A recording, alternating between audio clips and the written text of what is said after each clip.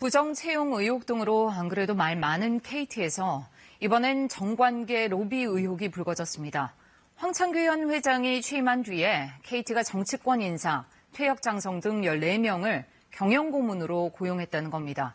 사내에서 활동 내역도 신원도 거의 알려지지 않은 이들에겐 모두 수십억 원에 달하는 자문료가 전달됐습니다. 정성호 기자가 취재했습니다. 2014년 1월 황창규 회장 취임 뒤 임명된 KT의 경영고문 명단입니다.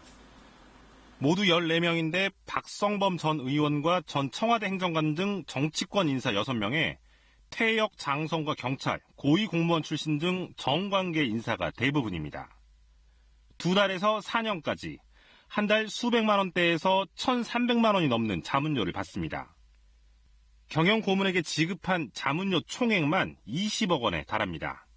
KT가 이들을 고용한 이유는 뭘까? 대부분 2015년쯤 위촉됐습니다.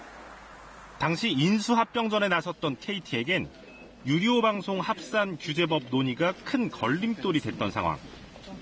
황 회장의 국정감사 출석 등 현안도 줄지을 때입니다. 민주당 과방위원인 이철희 의원은 KT가 고문들을 민원 해결 등 로비에 활용했다며 황 회장에게 업무상 배임 혐의가 있다고 주장했습니다. 당시 과방위원장이던 한국당 홍문종 의원의 측근 3명도 고문에 위촉됐다고 밝혔습니다. 이에 대해 홍 의원 측은 구태한 정치 공세라며 측근의 인사에 관여한 적 없다고 했고 KT는 정상적 계약이라고 해명했습니다. 경영상 어떤 조언을 받기 위해서 정상적으로 고문 계약을 맺었고 자문을 받은 것.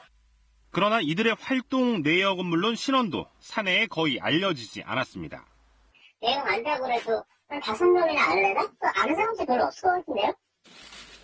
KT는 전임 이석채 회장 땐 김은혜 전 청와대 대변인, 이춘호 전 여성부 장관 후보자 등 MB 캠프 인사들이 줄줄이 임원으로 와 낙하산 인사 논란이 있었습니다.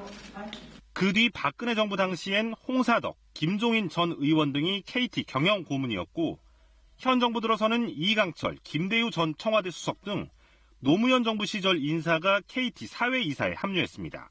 KBS 뉴스 정성호입니다.